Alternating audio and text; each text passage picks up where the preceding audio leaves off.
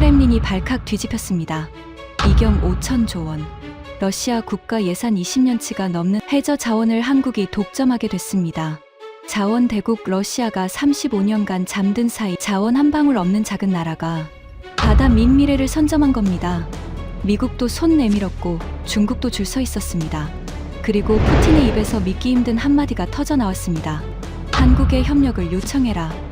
세계 최대 자원부국이 무릎 꿇은 그날의 충격적인 전말을 지금 공개합니다. 시작하기 전 구독과 좋아요, 그리고 대한민국 화이팅 댓글로 한국을 응원해주세요. 저는 세르게이 볼코프입니다. 크렘린 대통령실 자원안보 수석 보좌관으로 28년간 근무했습니다. 대통령께 직접 자원 현황을 보고하는 위치죠.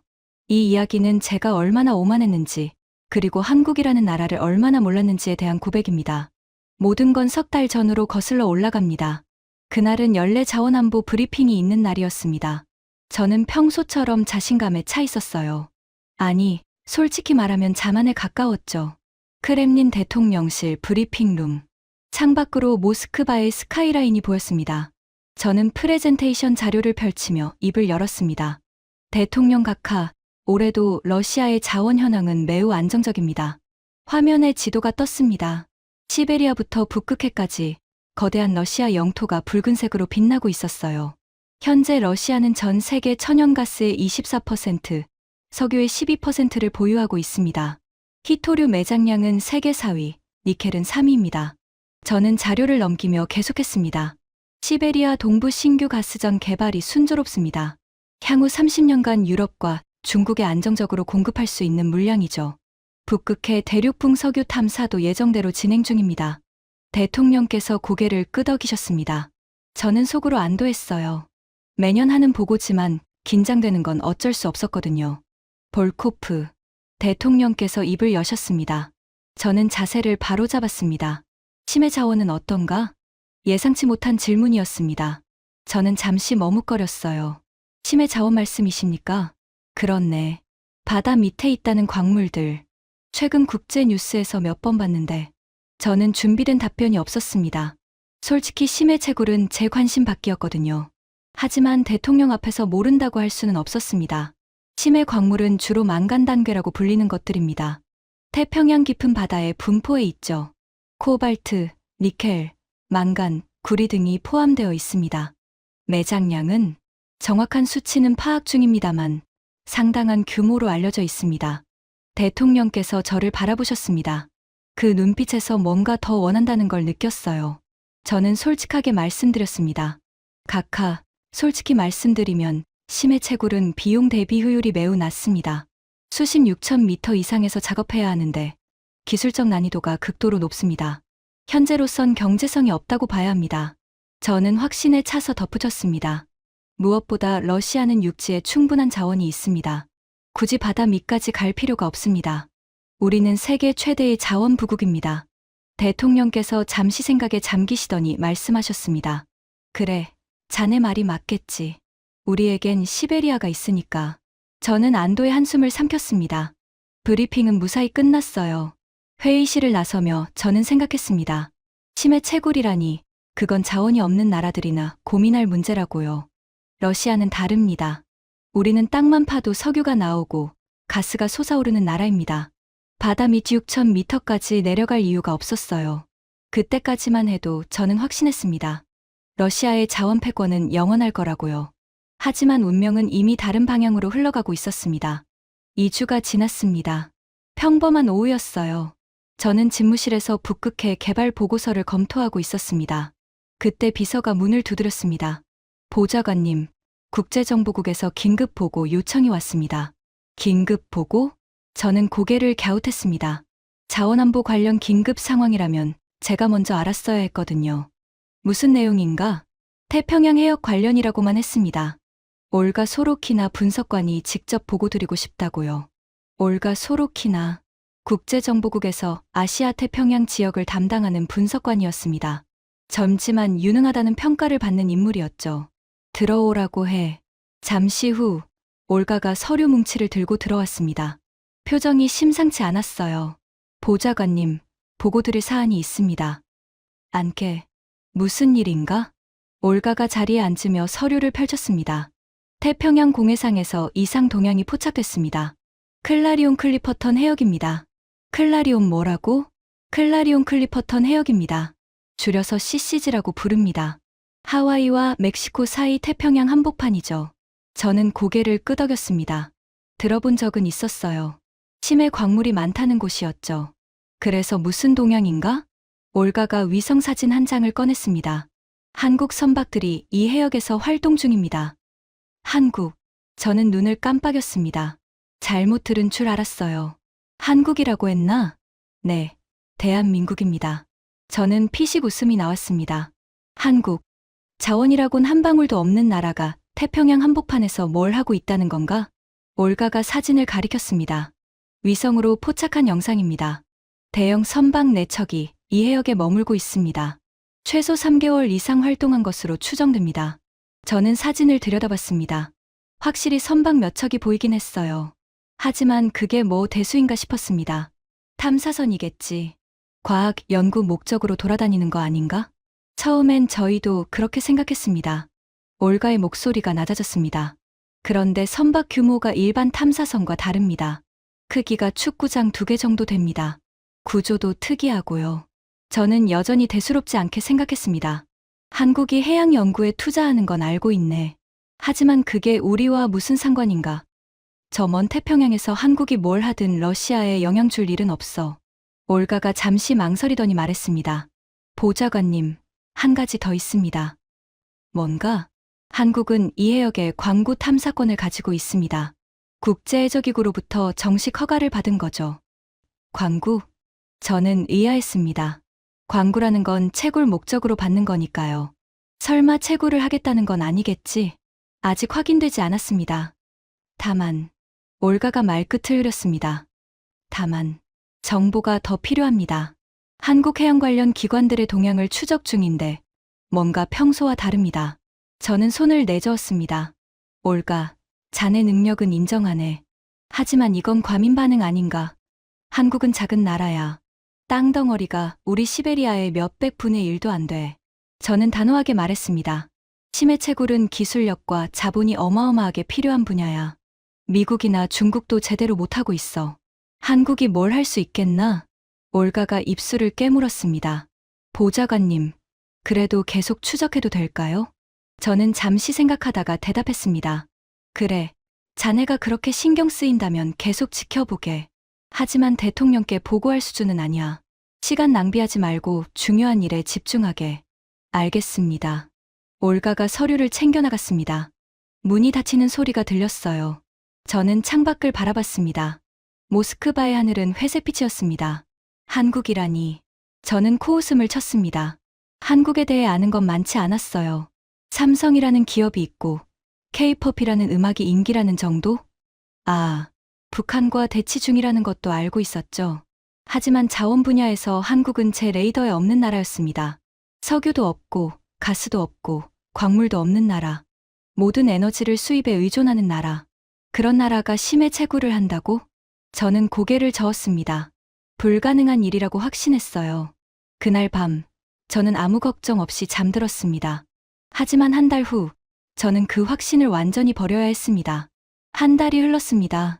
저는 그동안 한국건을 완전히 잊고 있었어요. 북극해 개발 프로젝트, 유럽 가스 수출 협상, 중국과의 자원 외교까지 처리할 일이 산더미였거든요. 그러던 어느 날 오전, 비서가 다급하게 들어왔습니다.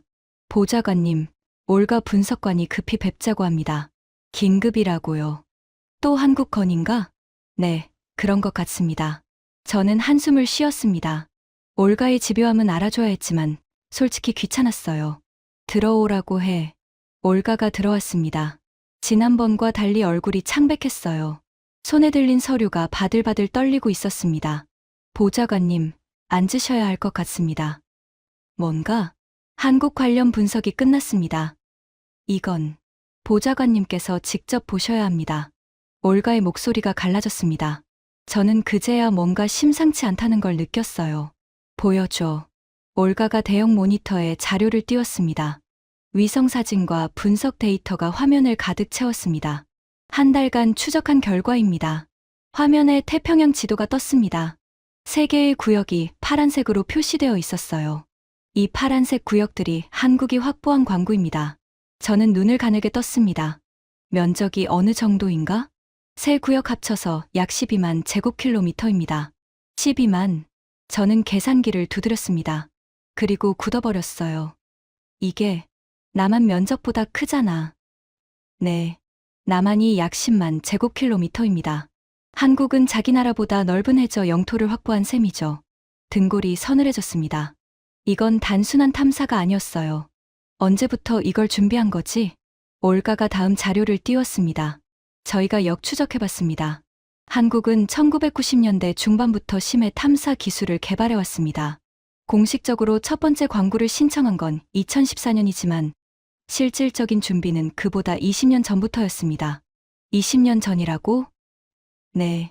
더 정확히 말하면 35년 전부터입니다. 저는 믿을 수 없었습니다. 35년. 그때는 심해 채구리 공상과학 소설에나 나오던 시절이야. 맞습니다. 하지만 한국은 그때부터 준비하고 있었습니다. 저는 의자 등받이에 깊이 기대앉았습니다. 머리가 복잡했어요. 좋아. 광구를 확보한 건 알겠어. 하지만 그게 다는 아니잖아. 실제로 캐내는 기술이 있어야지.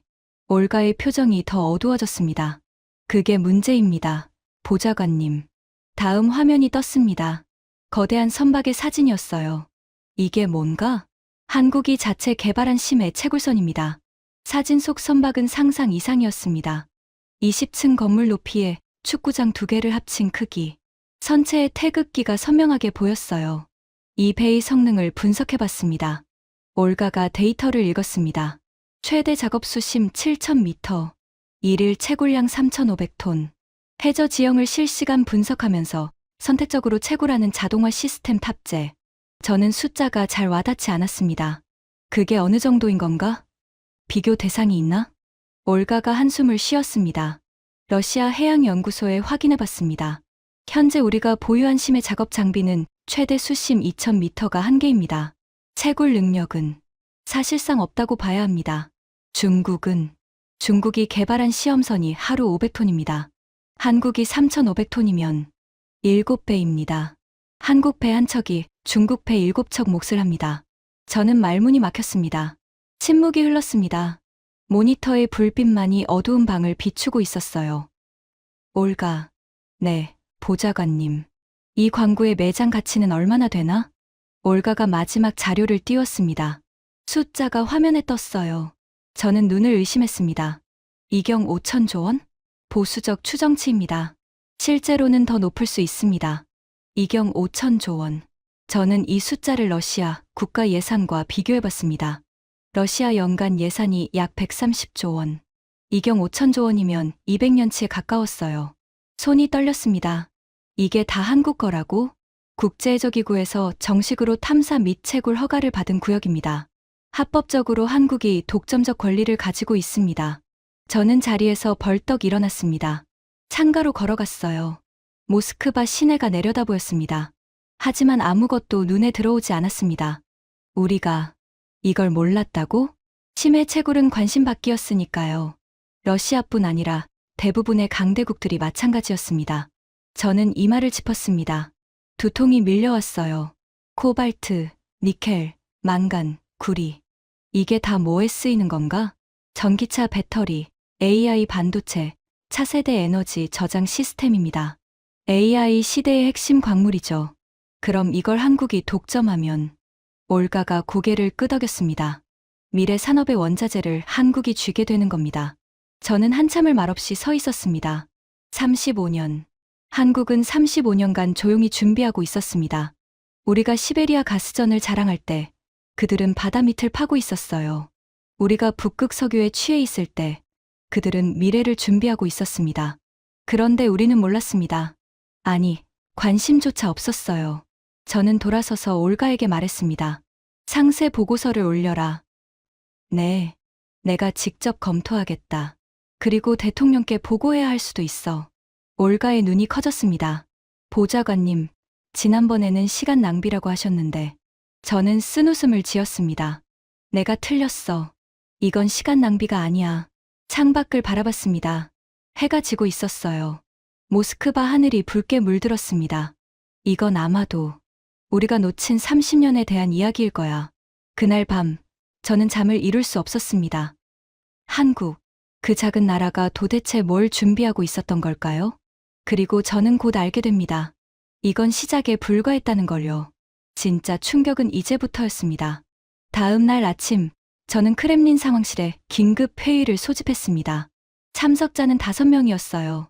올가 소로키나 정보분석관, 안드레이 쿠즈네초프 해양자원연구소장, 빅토르 레베데프 북극개발공사 부사장, 드미트리 오를로프 중국 담당 외교관, 그리고 저 세르게이 볼코프. 회의실 대형 스크린에는 태평양 지도가 떠 있었습니다. 한국이 확보한 3개의 광구가 파란색으로 빛나고 있었죠. 지금부터 한국심해 채굴 프로젝트에 대한 상세 브리핑을 시작하겠습니다. 올가가 발표를 시작했습니다. 먼저 이 광구들의 정확한 위치와 규모입니다. 화면이 확대됐습니다. 태평양 한복판, 하와이와 멕시코 사이의 공해상이었어요. 클라리온 클리퍼턴 해역, 줄여서 CCG입니다. 수심 평균 5,000에서 6,000m. 이곳에 망간단괴라 불리는 광물이 바닥에 깔려 있습니다. 안드레이 연구소장이 끼어들었습니다.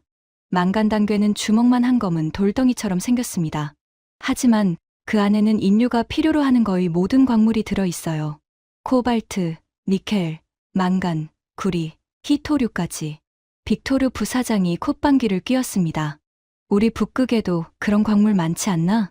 종류가 다릅니다. 안드레이가 고개를 저었습니다. 북극에는 석유와 가스가 풍부하지만 코발트와 니켈 매장량은 제한적입니다. 특히 배터리용 고순도 코발트는 거의 없다고 봐야 해요. 저는 손을 들었습니다. 잠깐, 코발트가 왜 중요한 건가? 안드레이가 심각한 표정으로 대답했습니다. 전기차 배터리 때문입니다. 테슬라, BMW, 현대 할 것 없이 모든 전기차에 코발트가 들어갑니다. AI 반도체 생산에도 필수적이고요. 앞으로 10년간 코발트 수요는 5배 이상 증가할 겁니다. 그럼 현재 코발트는 어디서 나오나? 대부분 콩고 민주공화국입니다. 전 세계 생산량의 70%가 거기서 나와요.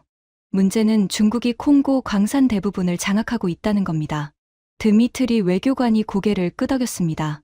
맞습니다. 중국은 10년 전부터 콩고에 투자해서 사실상 코발트 공급망을 독점하고 있어요. 저는 이 말을 찌푸렸습니다. 그런데 한국이 심해에서 코발트를 캐면 중국 의존도를 확 낮출 수 있습니다.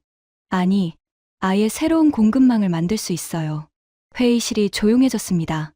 이게 단순히 광물 이야기가 아니라는 걸 모두 느꼈어요. 올가가 다음 슬라이드로 넘어갔습니다. 한국이 확보한 광구의 매장량입니다. 화면에 숫자가 떴습니다. 망간단괴 추정 매장량 8억 톤.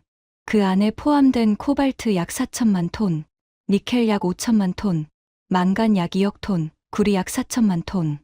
빅토르가 계산기를 두드렸습니다. 이게 금액으로 얼마야?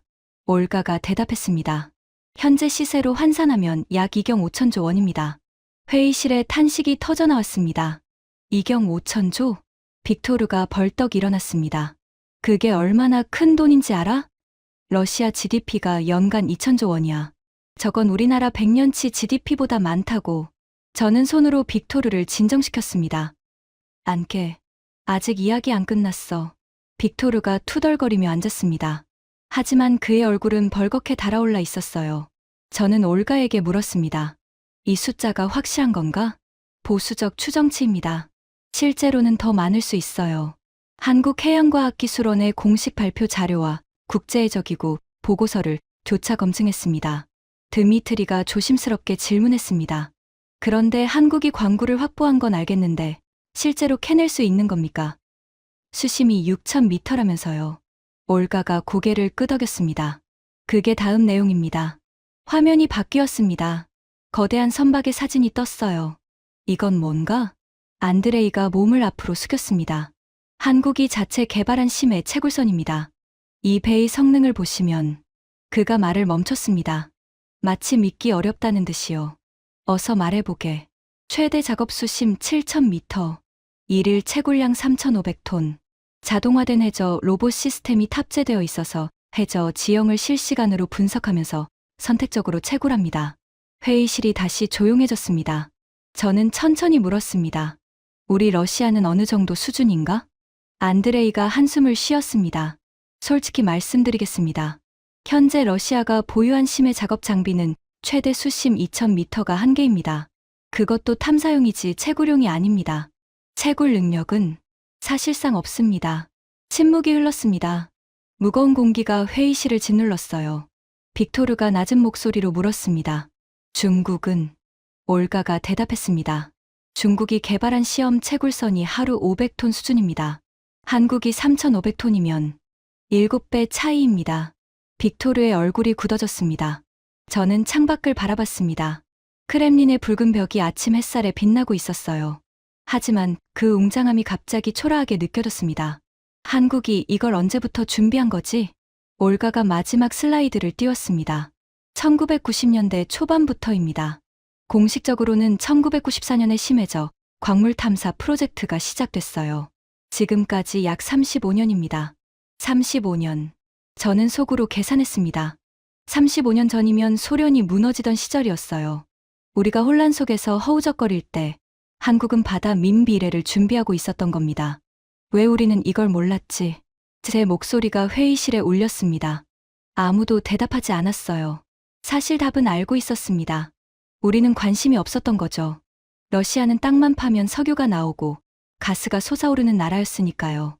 굳이 바다 밑까지 내려갈 이유가 없었습니다. 하지만 시대가 바뀌고 있었습니다. 석유와 가스의 시대가 저물고 배터리와 반도체의 시대가 오고 있었어요. 그리고 그 새로운 시대의 열쇠를 한국이 쥐고 있었습니다. 저는 회의를 마무리하며 말했습니다. 이 내용을 바탕으로 대응 방안을 검토하겠다. 각자 부서로 돌아가서 가능한 옵션을 정리해오게. 모두가 일어나 나갔습니다. 마지막으로 안드레이가 문 앞에서 멈췄어요. 보좌관님. 뭔가? 기술 격차가 너무 큽니다. 솔직히 말씀드리면 우리가 따라잡으려면. 그가 말끝을 흐렸습니다. 얼마나 걸리나? 최소 15년입니다. 아니, 솔직히 모르겠습니다. 한국은 35년 동안 쌓은 기술이 있으니까요. 그는 고개를 숙이고 나갔습니다. 저는 텅 빈 회의실에 혼자 앉아 있었습니다. 15년. 아니, 어쩌면 영원히 따라잡지 못할 수도 있다는 생각이 들었습니다. 다음 날 오후, 저는 안드레이 연구소장과 화상회의를 연결했습니다. 그는 상트페테르부르크에 있는 러시아 해양과학연구소에서 접속했어요. 배경에 실험 장비들이 보였습니다. 안드레이, 좀 더 자세히 설명해주게. 왜 우리가 15년이나 걸리는 건가? 안드레이가 한숨을 쉬었습니다. 보좌관님, 심해 채굴은 단순히 장비 하나 만드는 문제가 아닙니다. 완전히 새로운 기술 생태계가 필요해요. 그가 화면에 도표를 띄웠습니다. 심해 채굴에 필요한 기술을 크게 4가지로 나눌 수 있습니다. 첫째, 채굴 로봇 기술입니다. 화면에 해저 로봇 사진이 떴습니다. 수심 7,000m에서 작동하는 로봇을 만들어야 합니다. 그 깊이의 수압은 대기압의 700배입니다. 일반 금속은 종이처럼 찌그러져요. 우리도 잠수함 기술이 있지 않나? 잠수함과 채굴 로봇은 완전히 다릅니다. 잠수함은 버티기만 하면 됩니다. 하지만 채굴 로봇은 그 압력 속에서 정밀한 작업을 해야 해요. 비유하자면 1톤짜리 바위 밑에 깔린 상태에서 바느질을 하는 것과 같습니다. 저는 고개를 끄덕였습니다. 둘째, 인양 시스템입니다. 새로운 도표가 떴습니다. 채굴한 광물을 7,000m 아래에서 수면까지 올려야 합니다. 단순히 끌어올리면 안 돼요. 압력 차이 때문에 광물이 부서지거든요. 한국은 특수 파이프라인 시스템을 개발해서 이 문제를 해결했습니다. 우리는 시도해 본 적이 없습니다. 안드레이의 목소리가 작아졌습니다. 셋째, 해상 가공 플랜트입니다. 또 다른 사진이 떴습니다. 축구장만 한 거대한 해상 시설이었어요. 이건 뭔가? 한국이 개발한 해상 가공 플랜트입니다. 채굴한 광물을 바다 위에서 바로 1차 가공합니다. 왜 바다에서 가공하나? 효율성 때문입니다. 망간당괴는 무게의 70%가 불순물이에요. 그걸 전부 육지로 가져오면 운송비가 엄청나게 들죠. 바다에서 먼저 처리하면 비용이 절반으로 줄어듭니다. 저는 감탄할 수밖에 없었습니다. 한국이 이것까지 생각했다고? 네. 그들은 채굴만 생각한 게 아닙니다. 캐고 나서 어떻게 처리할지, 어떻게 운송할지, 최종적으로 어떻게 제품화할지까지 전 과정을 설계했어요. 넷째는 자동화 시스템입니다. 안드레이가 영상 하나를 재생했습니다. 한국 채굴선의 작업 영상이었어요. 보십시오. 사람이 거의 없습니다. 정말 그랬습니다. 거대한 선박이 움직이고 있는데 갑판에는 관리 인력 몇 명만 보였어요. 전 과정이 AI로 제어됩니다. 해저 지형을 스캔하고 최적의 채굴 지점을 자동으로 선정하고 로봇이 작업하고 인양하고 가공까지. 인간은 감독만 합니다. 저는 영상을 멍하니 바라봤습니다. 이게 어떻게 가능한 거지? 한국은 조선 기술, IT 기술, 반도체 기술이 모두 세계 최고 수준입니다. 이 세 가지가 결합된 겁니다. 세계 최고의 배를 만들고 세계 최고의 소프트웨어로 제어하고 세계 최고의 칩으로 계산하는 거죠. 안드레이가 말을 이었습니다. 보좌관님, 이건 단순히 장비를 사오면 해결되는 문제가 아닙니다. 35년간 쌓인 노하우와 데이터가 있어요. 해저 지형 정보, 해류 패턴, 광물 분포 데이터. 이런 것들은 돈으로 살 수 없습니다. 저는 한참을 말없이 앉아 있었습니다. 안드레이, 솔직하게 말해주게. 네. 우리가 지금 시작하면 한국을 따라잡을 수 있나? 안드레이가 오랫동안 침묵했습니다. 그리고 천천히 입을 열었습니다. 모르겠습니다. 솔직히 자신이 없습니다. 왜? 한국도 멈춰있지 않기 때문입니다. 우리가 따라가는 동안 그들은 더 앞서갈 거예요. 격차가 줄어들지 않을 수도 있습니다. 저는 눈을 감았습니다. 아버지 생각이 났습니다. 소련 시절 자원부에서 일하셨던 아버지. 어린 시절 아버지가 항상 하시던 말씀이 떠올랐어요. 세르게이, 러시아는 자원으로 세계를 지배할 운명이다. 우리 땅 밑에 모든 것이 있어. 저는 그 말을 평생 믿어왔습니다. 러시아는 자원대국이고 그건 영원할 거라고요. 하지만 지금 현실은 달랐습니다. 자원을 가진 것과 자원을 캐는 것은 달랐습니다.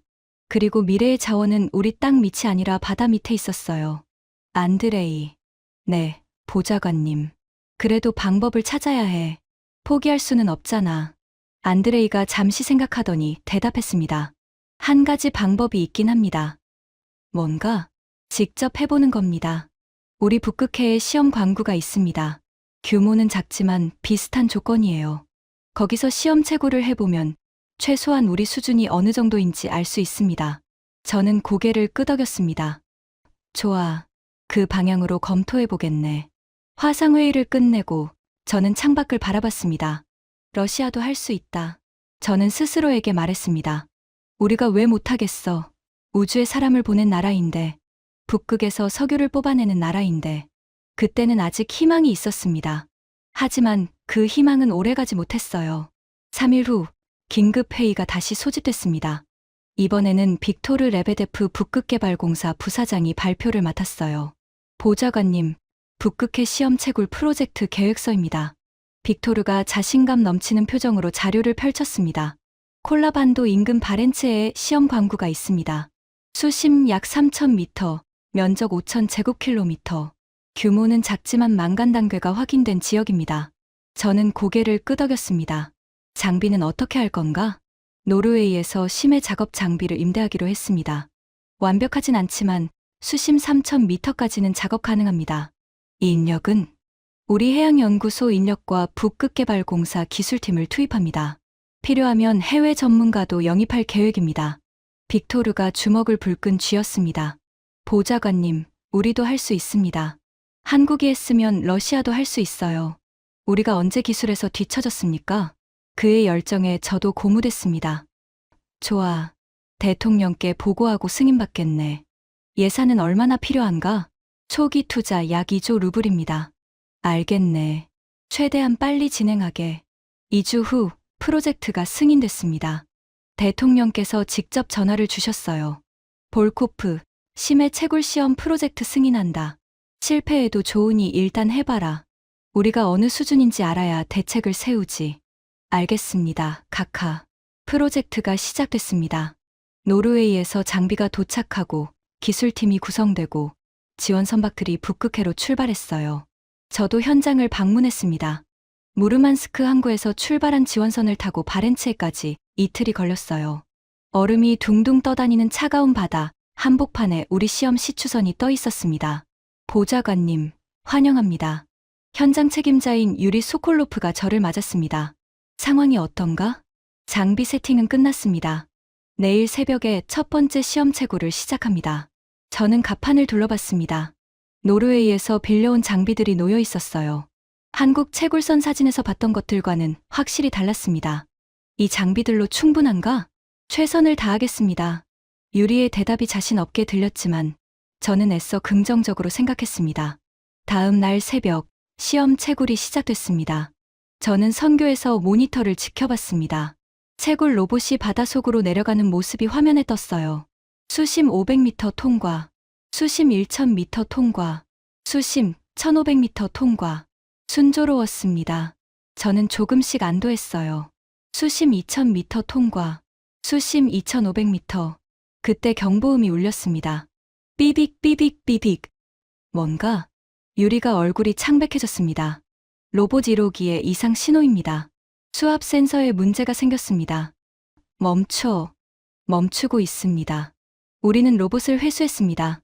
센서 부품 하나가 수압을 견디지 못하고 파손되어 있었어요. 수리하면 되는 거 아닌가? 부품이 없습니다. 노르웨이에서 가져와야 해요. 최소 일주일 걸립니다. 첫 번째 시도는 그렇게 실패했습니다.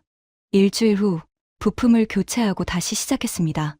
이번에는 수심 2800m까지 내려갔어요. 해저 도착. 채굴 작업 시작합니다. 드디어였습니다. 저는 숨을 죽이고 모니터를 지켜봤어요. 로봇 팔이 움직이기 시작했습니다. 해저 바닥에서 검은 돌덩이들을 집어올렸어요. 채굴 시작. 첫 번째 광물 획득. 환호성이 터져나왔습니다. 저도 모르게 박수를 쳤어요. 인양 시작합니다. 광물을 담은 컨테이너가 올라오기 시작했습니다. 1000m, 2000m, 2500m. 거의 다 왔습니다. 그때 또 경보음이 울렸습니다. 인양 케이블의 과부하입니다. 뭐라고? 쿵. 둔탁한 소리와 함께 선체가 흔들렸습니다. 모니터 화면이 깜빡거렸어요. 케이블이 끊어졌습니다. 컨테이너는 유리가 고개를 떨궜습니다. 바다로 떨어졌습니다. 수심 2800m로. 저는 말문이 막혔습니다. 하루 종일 고생해서 채굴한 광물이 순식간에 사라졌습니다. 케이블 하나가 수압과 무게를 견디지 못한 거였어요. 프로젝트는 계속됐습니다. 2주 동안 매일 시도했어요. 결과는 참담했습니다. 10번 시도해서 성공은 3번뿐이었습니다. 나머지 7번은 장비 고장, 케이블 파손, 로봇 오작동으로 실패했어요. 성공한 3번을 합쳐도 채굴량은 하루 평균 200톤이었습니다. 목표의 10분의 1도 안 됐어요. 프로젝트 마지막 날, 저는 갑판에 서서 차가운 북극 바람을 맞았습니다. 유리가 다가왔습니다. 보좌관님, 최종 보고서입니다. 읽어봐. 2주간 시험 채굴 결과입니다. 총 시도 횟수 23회, 성공 횟수 7회, 성공률 30%, 총 채굴량 2800톤, 일평균 200톤, 장비 파손 건수 15건, 추가 발생 비용 3천억 루블. 저는 눈을 감았습니다. 한국은 하루에 3,500톤이라고 했지? 네. 우리는 하루 200톤. 유리가 고개를 숙였습니다. 보좌관님, 죄송합니다. 최선을 다했지만 저는 그의 어깨를 두드렸습니다. 자네 잘못 아니야. 기술의 차이인 거지. 배에서 내리며 저는 깨달았습니다. 기술은 하루아침에 만들어지는 게 아니었습니다. 한국은 35년을 투자했어요. 수많은 실패를 경험하고, 개선하고, 다시 도전하고, 그렇게 쌓인 노하우가 지금의 기술이 된 겁니다. 우리는 2주 만에 따라잡으려 했습니다. 불가능한 일이었어요. 모스크바로 돌아오는 비행기 안에서 저는 창밖을 바라봤습니다. 끝없이 펼쳐진 시베리아 설원이 보였어요. 저 밑에 석유가 있고, 가스가 있고, 다이아몬드가 있습니다. 하지만 그게 무슨 소용인가요? 미래는 바다 밑에 있었고, 우리는 그 미래에 도달할 기술이 없었습니다. 시험 채굴 실패 보고서를 정리한 지 2주가 지났습니다. 저는 대안을 찾고 있었어요. 혼자서 안 되면 협력이라도 해야 했으니까요. 가장 먼저 떠오른 건 중국이었습니다. 중국은 러시아의 전략적 파트너였어요. 자원 분야에서도 여러 차례 협력한 경험이 있었죠. 무엇보다 중국도 심해 채굴에 관심이 많다고 알고 있었습니다. 저는 드미트리 오를로프 외교관을 불렀습니다. 드미트리, 중국의 심해 채굴 현황을 알아봐 줄 수 있겠나? 네. 정보부에 확인해 보겠습니다. 3일 후 드미트리가 보고서를 들고 왔습니다. 보좌관님, 중국 상황입니다. 그가 자료를 펼쳤습니다. 중국은 CCG 해역에 우리보다 먼저 진출했습니다. 광구도 확보했고 자체 채굴선도 개발했어요. 그럼 우리보다 앞선 건가? 그런 줄 알았는데. 드미트리가 말끝을 흐렸습니다. 어서 말해봐. 중국도 기술적으로 한계에 부딪혔습니다. 작년에 CCG에서 대규모 채굴 시도를 했는데 결과가 좋지 않았어요. 어느 정도? 하루 채굴량 목표가 2,000톤이었는데 실제로는 500톤을 겨우 넘겼습니다. 장비 고장과 사고도 많았고요. 저는 눈썹을 치켜 올렸습니다. 중국도 500톤밖에 못 했다고? 네. 그래서 중국 내부에서도 논란이 많다고 합니다. 천문학적인 예산을 투입했는데 성과가 없으니까요. 저는 복잡한 기분이 들었습니다. 한편으로는 중국도 어렵구나 하는 안도감이 있었어요. 하지만 동시에 협력 가능성도 낮아지는 것 같았습니다. 중국과 협력하면 시너지가 날 수 있을까? 드미트리가 고개를 저었습니다. 어려울 것 같습니다. 서로 없는 걸 나눌 수는 없으니까요. 우리도 기술 없고 중국도 기술 없고. 그럼 중국은 어떻게 하려는 건가? 드미트리가 잠시 망설이더니 대답했습니다. 그게 놀라운 소식이 있습니다. 뭔데? 중국이 한국과 협상 중입니다. 뭐라고? 저는 귀를 의심했습니다. 중국이 한국한테 협력을 요청했다고? 네. 비공식 채널로 확인했습니다. 중국 해양국 고위 관계자가 작년 말부터 한국해양수산부와 접촉하고 있어요. 저는 믿을 수 없었습니다. 중국이요? 그 자존심 강한 중국이 한국에 손을 내밀었다고? 협상이 어떻게 진행되고 있나? 순탄치 않은 것 같습니다. 한국이 조건을 내걸었는데 중국이 받아들이기 어려운 내용이라고 합니다. 무슨 조건? 기술 이전 없이 공동 개발만. 그리고 채굴량의 60%는 한국이 가져간다는 조건입니다. 저는 피식 웃음이 나왔습니다. 60%. 한국이 갑이네. 실질적으로 그렇습니다. 기술이 있는 쪽이 조건을 정하는 거죠. 저는 한참을 생각에 잠겼습니다. 중국도 한국에 손을 내밀었다. 이건 예상 못한 상황이었어요. 중국이 그 자존심을 꺾고 한국과 협상한다는 건 그만큼 상황이 절박하다는 뜻이었습니다. 드미트리, 다른 나라들은 어떤가? 일본이나 유럽은? 일본도 비슷한 상황입니다. 광구는 있는데 기술이 없어요. 역시 한국과 협력을 타진 중입니다. 유럽은 아직 환경 규제 문제로 시작도 못하고 있습니다. 프랑스와 독일이 주도권 다툼 중이고요. 저는 한숨을 쉬었습니다. 결국 모두가 같은 처지였습니다. 중국도, 일본도, 유럽도, 그리고 러시아도 기술이 없었어요. 그리고 기술이 있는 나라는 오직 한국뿐이었습니다. 드미트리. 네, 중국이 한국과 협상한다는 거 공식 확인은 안 된 거지? 네, 비공식 정보입니다. 좋아. 이 정보는 일단 우리끼리만 알고 있자. 드미트리가 나간 뒤 저는 오랫동안 생각에 잠겼습니다.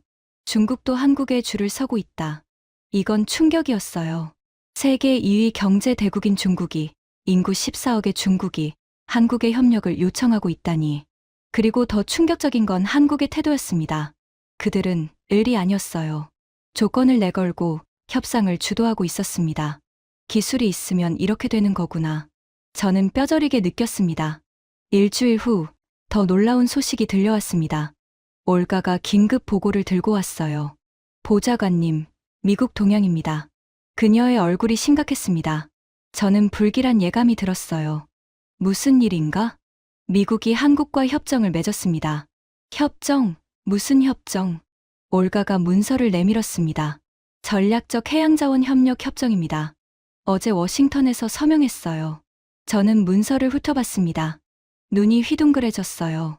미 해군이 한국 채굴 작전을 보호한다고? 네. 미 칠함대가 한국 채굴선의 안전을 보장하기로 했습니다. 대가는 한국이 연간 채굴량의 40%를 미국에 우선 공급합니다. 저는 문서를 내려놓았습니다. 손이 떨렸어요. 잠깐, 이거 순서가 이상한데. 미국이 군대를 동원해서 한국을 보호하면 미국이 갑 아닌가? 왜 40%만 받아? 올가가 고개를 저었습니다. 반대입니다, 보좌관님. 뭐가 반대야? 미국이 먼저 손을 내밀었습니다. 한국의 협력을 요청한 거예요. 저는 믿을 수 없었습니다. 미국이, 세계 최강국 미국이 한국에 손을 내밀었다고? 네. 미국도 심해 채굴 기술이 없습니다. 자체 개발하려면 최소 5년 이상 걸린다고 하더군요. 하지만 AI 산업에 필요한 광물이 급해서 기다릴 수가 없었던 거죠. 저는 의자에 깊이 파묻혔습니다. 미국마저. 미국도 한국에 손을 내밀었습니다. 세계 최강의 군사력, 세계 최고의 기술력을 가진 미국이요. 미국이 조건을 받아들인 건가? 네. 처음에는 60%를 요구했는데 한국이 거절했습니다. 결국 40%에 합의했어요. 한국이 미국 제안을 거절했다고? 네. 한국은 이렇게 말했답니다. 올가가 메모를 읽었습니다. 우리는 당신들 없이도 충분히 할 수 있습니다. 협력은 하겠지만 우리 조건대로입니다. 저는 할 말을 잃었습니다. 한국이 미국한테 그렇게 말했다고? 그리고 미국이 받아들였다고? 그게 다가 아닙니다. 올가가 또 다른 문서를 꺼냈습니다. 협정 부속 조항입니다. 기술 협력은 상호 대등한 조건으로 진행한다. 한국의 기술 주권을 존중한다. 단순 하청이 아닌 동등한 파트너십을 유지한다. 저는 문서를 다시 읽었습니다. 믿기지 않았어요. 이건 미국이 한국에 맞춰준 협정이었습니다. 미국이 을이 된 거예요. 현재 국제 정세를 정리하면 이렇습니다. 올가가 화이트보드에 적기 시작했습니다. 미국, 한국과 협정 체결 한국 조건 수용. 중국, 한국과 협상 중 난항. 일본, 한국과 협력 타진 중. 유럽, 아직 시작도 못함. 러시아, 자체 시도 실패. 저는 그 목록을 멍하니 바라봤습니다. 모든 화살표가 한국을 향하고 있었습니다. 미국도, 중국도, 일본도 모두가 한국을 필요로 했어요. 그리고 한국은 그 중심에서 조건을 내걸고 있었습니다. 보좌관님. 저희는 어떻게 해야 합니까? 저는 대답할 수 없었습니다. 미국은 이미 한국과 손잡았습니다. 중국도 협상 중이에요. 일본도 줄 서 있고, 우리만 남았습니다. 아니, 우리만 뒤처져 있었습니다. 올가, 대통령께 보고 준비를 해야겠어. 어떤 내용으로요? 저는 잠시 망설였습니다. 그리고 무거운 목소리로 말했습니다. 진실을 보고해야지. 우리가 얼마나 뒤처져 있는지. 그리고 말을 잇기가 어려웠습니다. 그리고 한국과 협력하는 것 외에는 방법이 없다는 걸. 올가가 놀란 표정을 지었습니다. 러시아가 한국의 협력을 요청한다고요? 다른 방법이 있나? 저는 쓴웃음을 지었습니다. 미국도 했어. 중국도 하고 있고, 우리만 자존심 부리다가 완전히 뒤처질 수는 없잖아. 창밖을 바라봤습니다. 모스크바의 밤하늘에 별이 떠 있었어요. 30년 전 소련이 무너지던 날 밤도 이런 하늘이었습니다. 그때 아버지가 말씀하셨죠. 세르게이, 시대가 바뀌어도 자원은 변하지 않는다. 러시아의 힘은 영원할 거야. 하지만 아버지는 틀렸습니다. 자원의 시대가 바뀌고 있었어요. 석유와 가스에서 코발트와 니켈로, 땅 위에서 바다 밑으로, 그리고 그 새로운 시대의 중심에 한국이 있었습니다. 자원 한 방울 없는 작은 나라. 하지만 35년을 준비한 나라. 저는 결심했습니다. 내일 아침 크렘린으로 가야겠다고. 대통령께 진실을 보고해야 했습니다. 아무리 굴욕적이더라도 그게 제 마지막 임무였습니다. 다음 날 아침 저는 크렘린으로 향했습니다. 모스크바의 하늘은 잿빛이었어요. 차 안에서 저는 보고서를 다시 한번 훑어봤습니다. 손이 떨렸습니다. 28년간 대통령께 수백 번의 보고를 했습니다. 좋은 소식도 있었고 나쁜 소식도 있었어요. 하지만 이렇게 굴욕적인 보고는 처음이었습니다. 크렘린 정문을 지나 대통령 집무실 앞에 도착했습니다. 보좌관님, 대통령께서 기다리고 계십니다. 비서가 문을 열어줬습니다. 저는 깊게 숨을 들이쉬고 안으로 들어갔습니다. 대통령께서 창가에 서 계셨어요. 모스크바 시내가 내려다 보이는 자리였습니다. 등을 보이고 계셨죠. 카카, 세르게이 볼코프입니다. 들어오게. 대통령께서 돌아서셨습니다. 표정이 무거웠어요. 이미 상황을 짐작하고 계신 것 같았습니다. 앉게. 저는 테이블 앞에 앉았습니다. 보고서를 꺼내 펼쳤어요. 카카, 심해 자원 현황에 대해 보고드리겠습니다. 대통령께서 고개를 끄덕이셨습니다. 저는 준비한 대로 시작했습니다. 먼저 국제 정세입니다. 현재 태평양 CCG 해역에서 본격적인 심해 채굴이 가능한 국가는 전 세계에서 한국이 유일합니다. 화면에 지도를 띄웠습니다. 한국은 이 해역에 12만 제곱킬로미터의 광구를 확보했습니다. 매장 가치는 약 2경 5천조 원으로 추정됩니다. 대통령께서 눈썹을 치켜 올리셨습니다. 2경 5천조? 네, 각하. 러시아 GDP 100년치가 넘는 규모입니다. 침묵이 흘렀습니다. 저는 계속했습니다. 한국의 기술력입니다. 한국은 수심 7,000m에서 작업 가능한 채굴선을 보유하고 있습니다. 일일 채굴량은 3,500톤입니다. 우리는? 대통령의 질문이 날카롭게 날아왔습니다. 저는 목이 막혔습니다. 하지만 피할 수 없었어요. 현재 러시아가 보유한 심해 작업 장비는 수심 2,000m가 한계입니다. 채굴 능력은 사실상 없습니다. 북극해 시험 채굴 결과는 저는 고개를 숙였습니다. 실패했습니다. 각하. 2주간 시험한 결과 일일 채굴량은 200톤에 불과했습니다. 한국의 17분의 1 수준입니다. 대통령 집무실에 무거운 침묵이 내려앉았습니다. 다른 나라들은 어떤가? 중국은 한국의 협력을 요청하고 있습니다. 일본도 마찬가지입니다. 저는 가장 충격적인 소식을 꺼냈습니다. 그리고 미국입니다. 미국이 한국과 전략적 해양자원 협력 협정을 체결했습니다. 미 치함대가 한국 채굴 작전을 보호하는 대가로 한국이 채굴량의 40%를 미국에 우선 공급합니다. 대통령께서 자리에서 일어나셨습니다. 창가로 걸어가셨어요. 미국이 한국에 손을 내밀었다는 건가? 네, 각하. 그리고 한국이 조건을 내걸었고 미국이 수용했습니다. 대통령께서 창밖을 바라보셨습니다. 한참을 말씀이 없으셨어요. 저는 기다렸습니다. 심장이 터질 것 같았습니다. 볼코프. 네, 각하. 자네 생각은 어떤가? 가장 두려웠던 질문이었습니다. 하지만 이 순간을 위해 왔습니다. 저는 자리에서 일어났습니다.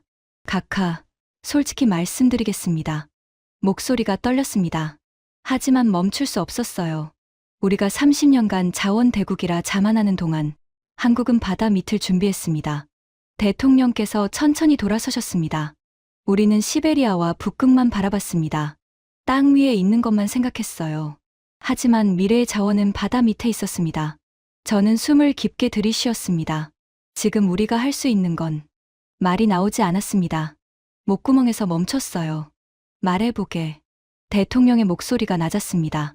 저는 눈을 감았습니다. 그리고 말했습니다. 한국의 협력을 요청하는 것뿐입니다. 크렘린의 긴 침묵이 흘렀습니다. 5초, 10초, 30초. 영혼처럼 느껴졌습니다. 대통령께서 천천히 책상으로 돌아오셨습니다. 의자에 앉으셨어요. 볼코프. 네, 각하. 자네가 28년간 나를 보좌하면서 이런 보고를 한 적이 있었나? 없었습니다, 각하. 대통령께서 피식 웃으셨습니다. 쓴웃음이었어요. 자원대국 러시아가 한국에 손을 내밀어야 한다. 아버지가 들으시면 뭐라고 하실까? 저는 움찔했습니다. 대통령께서 제 아버지를 알고 계셨습니다. 소련 시절 자원부에서 함께 일하셨거든요. 각하, 자네 아버지가 항상 말씀하셨지. 러시아는 자원으로 세계를 지배할 운명이라고. 대통령께서 창밖을 바라보셨습니다. 하지만 시대가 바뀌었나 보군. 각하, 죄송합니다. 제가 더 일찍 알아챘어야 했습니다. 10년 전에, 아니 20년 전에 준비했어야 했습니다. 대통령께서 손을 내저으셨습니다. 자네 잘못 아니야. 우리 모두의 잘못이지. 과거에 안주했던 거야. 잠시 침묵이 흘렀습니다. 볼코프. 네, 각하. 대통령께서 저를 똑바로 쳐다보셨습니다. 서울에 갈 준비를 해라. 네. 한국과 협상을 시작해야지. 자네가 직접 가게. 저는 할 말을 잃었습니다. 각하, 제가요? 28년간 자원 안보를 담당한 사람이 자네야. 이 문제도 자네가 풀어야지. 대통령께서 자리에서 일어나셨습니다. 굴욕적인 일이라는 거 알아. 하지만 자존심 때문에 미래를 포기할 수는 없어. 한국과 협력하는 게 러시아의 이익이라면 그렇게 해야지. 저는 고개를 숙였습니다. 알겠습니다, 각하. 대통령께서 제 어깨를 두드리셨습니다. 볼코프, 자네가 가서 최선을 다해봐. 조건은 불리하겠지만 아예 손 놓고 있을 수는 없잖아. 명심하겠습니다. 저는 집무실을 나왔습니다. 복도를 걸으며 저는 생각했습니다. 서울. 한 번도 가본 적 없는 도시였어요. 한 번도 신경 쓰지 않았던 나라였습니다. 그런데 이제 저는 그 나라에 가서 협력을 요청해야 했습니다. 자원대국 러시아의 수석 보좌관이 자원 빈국이라고 무시했던 나라에 손을 내밀어야 했습니다. 발걸음이 무거웠습니다. 저녁, 저는 집무실로 돌아왔습니다. 창밖으로 모스크바의 야경이 보였어요. 형형색색 불빛들이 반짝이고 있었습니다. 저는 책상 서랍을 열었습니다. 오래된 사진 한 장이 있었어요. 아버지 사진이었습니다. 1970년대 소련 자원부 시절 사진이었어요. 아버지가 시베리아 유전에서 찍은 거였습니다. 뒤로 거대한 시추탑이 보였죠. 저는 사진을 들여다봤습니다. 아버지. 어린 시절이 떠올랐습니다. 아버지는 항상 말씀하셨어요. 세르게이, 잘 봐라. 저 땅 밑에 검은 황금이 있다. 석유는 러시아의 피야. 이게 있는 한 러시아는 영원히 강대국이다. 저는 그 말을 믿었습니다. 평생을요. 자원이 곧 국력이라고 배웠습니다. 러시아는 자원대국이니까 영원히 강할 거라고요. 하지만 아버지는 틀렸습니다. 아니, 시대가 바뀐 거였어요. 석유와 가스의 시대가 저물고 있었습니다. 전기차가 나오고 AI가 나오고 새로운 에너지 시대가 열리고 있었어요. 그리고 그 새로운 시대에 필요한 건 시베리아의 석유가 아니었습니다.